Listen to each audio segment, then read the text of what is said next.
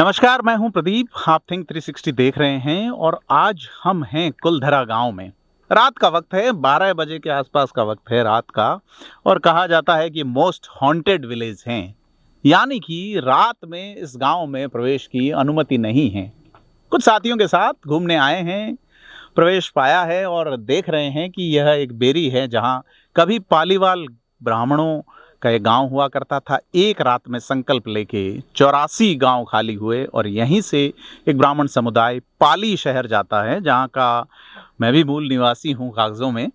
तो पाली बसता है इसी गांव से जाके, नाम कुलधरा है। कुलधरा रात में प्रवेश वर्जित है, उसी तरह जैसे कि पूर्वी राजस्थान में भानगढ़ हैं, शापित गांव बताए जाते हैं। यहाँ श्राप दे के निकले थे कि इस गांव में जो भी बसेगा वो फलीभूत नहीं होगा, यहाँ कोई नहीं बस पाएगा। कुलधरा की अपनी कहानी है, अपने किस्से हैं, अपनी एक विरासत है जिसको संजो रखा है राजस्थान के पर्यटन विभाग ने। बड़ी संख्या में यहाँ पर्यटक आते हैं, बात होती है, लेकिन रात में यहाँ पे लोग नहीं आते। तो आज रात में आए हैं, देखते हैं कुलधरा में और क्या चीज़ें हैं, लोगों से बात करेंगे।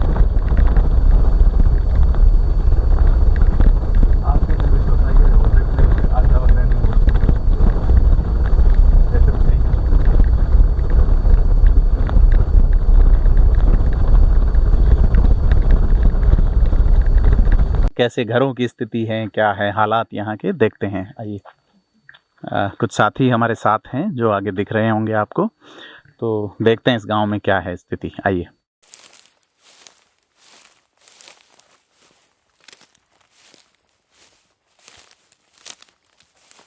इस तरह से यहाँ टूरिज्म ज़रूर डेवलप हुआ है, कुछ तरह की सीढ़ियाँ बनी हैं और भी चीज़ें हैं यहाँ जाने को लेके जो नज़र आती है। खास करके कुलधरा में एक अनूठे स्टाइल में, अनूठी शैली में एक अजीब सा सन्नाटा यहाँ पसरा हुआ है। नीम खामोशी है, झींगुर की आवाज़ें हैं और जिसे डर लगता है उसके लिए डरावना माहौल भी है।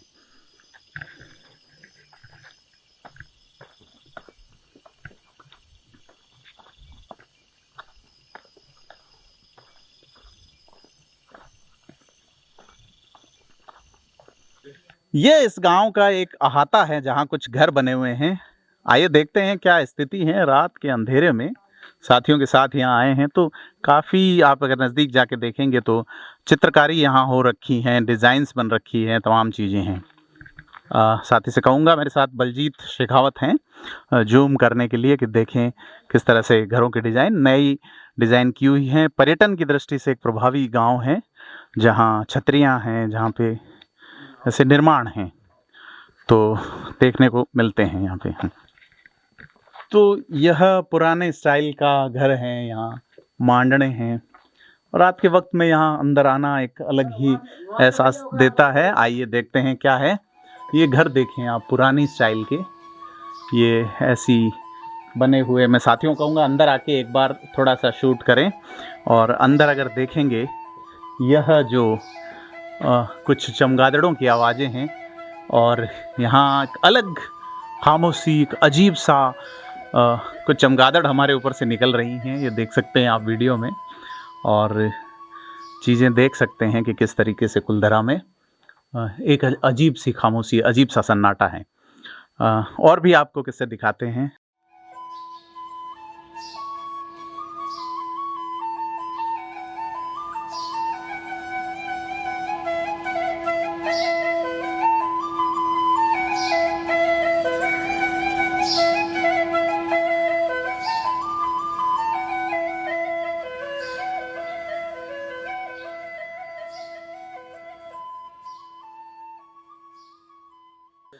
ये इस कुलधरा गांव का एक नक्शा और दिखाते हुए एक शिलालेख है, हालांकि नया ही है, जिसमें लिखा है, लोक कथाओं के अनुसार कुलधरा पालीवाल ब्राह्मणों का एक प्राचीन गांव था जो पाली के क्षेत्र से थे।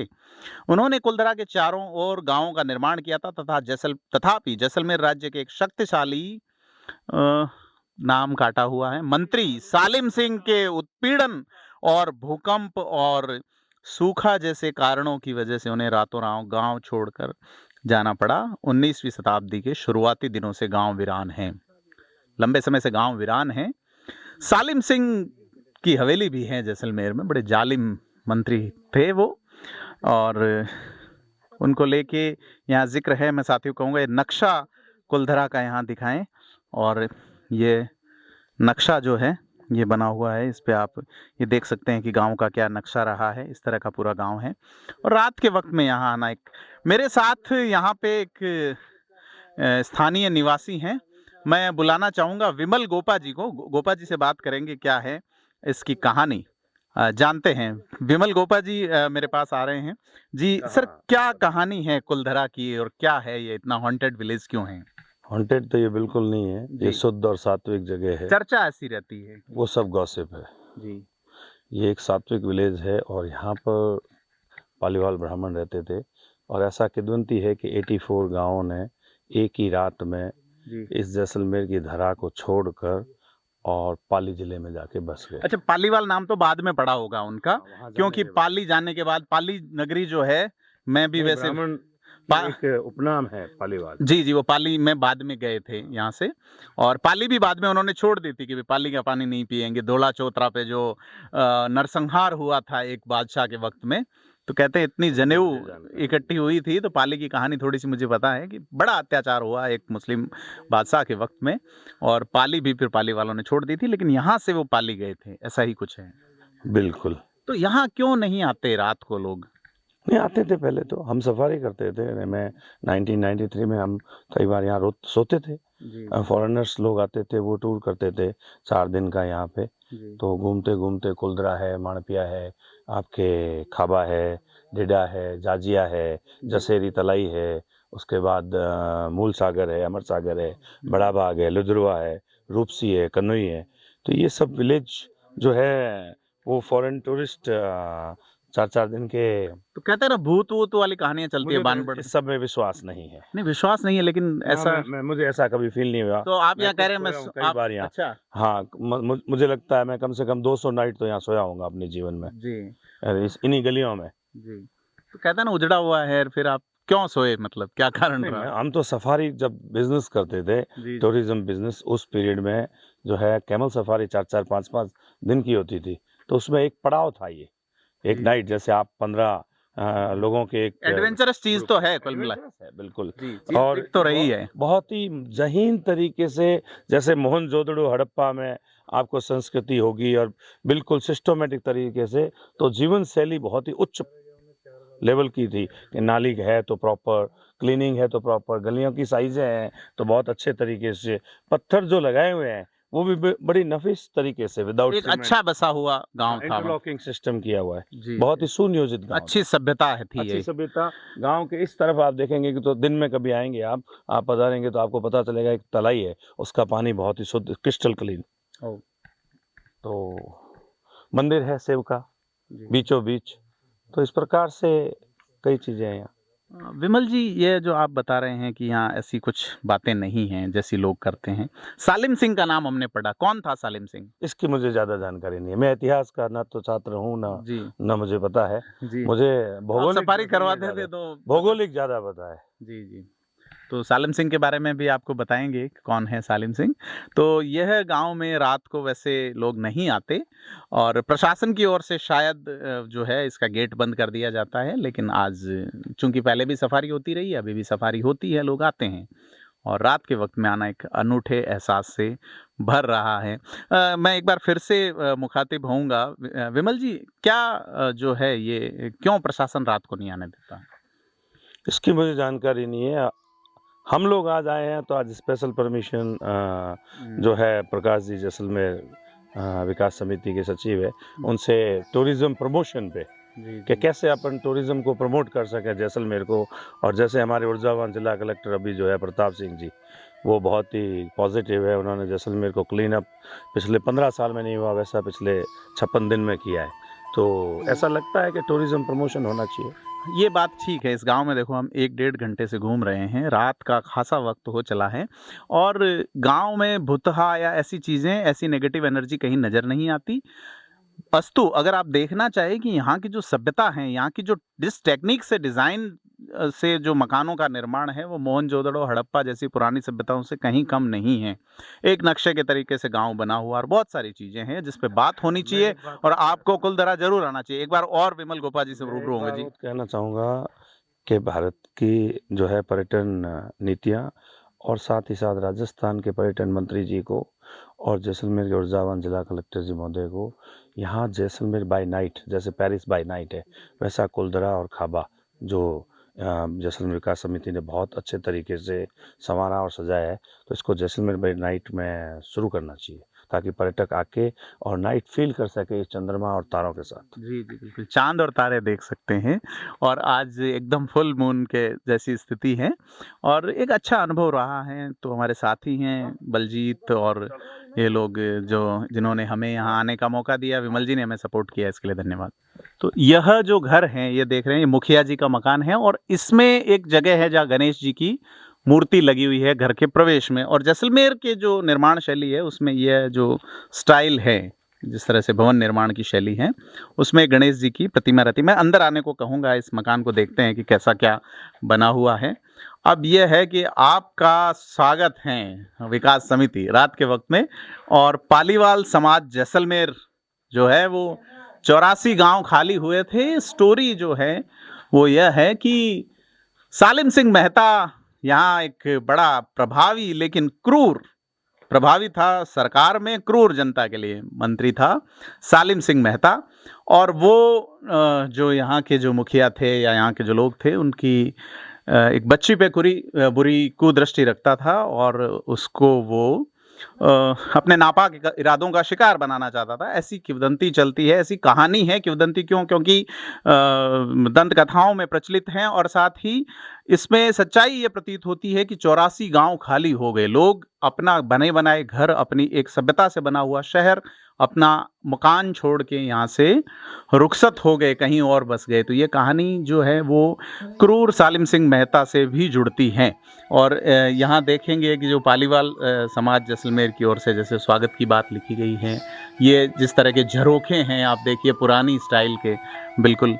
और ये जो निर्माण की जो शैली है जैसलमेर पत्थरों में जिस तरह से उत्कीर्ण की गई है चीज़ें, यह देखने लायक है। अंदर का भी आप देखिए कि कोर्टयार्ड जैसी स्थिति यहाँ निर्माण में नज़र आती है। बहुत सारी चीज़ें यहाँ देखने को मिलती है सीधे तौर पे। जो जैसा गोपा जी से हमारी बात हुई तो उन्होंने बताया कि नाइट टूरिज्म के हिसाब से इसे शुरू करना चाहिए, क्योंकि चाँद इतना चमक रहा है और हम सिर्फ एक सिंपल मोबाइल फ्लैश लाइट में शूट कर पा रहे हैं। तो वो यहाँ इस गांव की जो पवित्रता है, इस गांव की जो ऊर्जा है, वो देखते ही बनती है। और बाकी जो हॉन्टिंग और जो कहानियां हैं वो फिलहाल तक नज़र नहीं आई। तो ये एक अनूठी एक प्रभावी जगह है। जैसे ये मकान का जो निर्माण है, जैसे कोर्टयार्ड जैसा है, पुरानी शैली है, देखने लायक चीज़ें हैं। तो सालिम सिंह मेहता से बहुत सारी चीज़ें जुड़ती हैं और वो जो जुड़ती हैं वो एक इतिहास बनाती हैं। और इतिहास के लिए कहा गया है कि सुनने की मोहलत मिले तो इन पत्थरों से पूछो कि उजड़ी हुई बस्तियों से आबादियां बोलती हैं। तो कभी आबादियां रही हैं, बस्तियां उजड़ गई। सालिम सिंह मेहता इस कहानी का सबसे बड़ा विलन है और उस विलन की वजह से लोग उजड़ गए, बर्बाद हो गए और पाली जाके बसे पालीवाल ब्राह्मण, जिनकी एक लंबी कहानी है, उस पर भी हम प्रकाश डालेंगे। लेकिन यहाँ आके बहुत अनूठा और प्रभावी अनुभव हुआ। जैसलमेर के जिन लोगों ने हमें परमिशन दी उसके लिए भी बहुत बहुत धन्यवाद।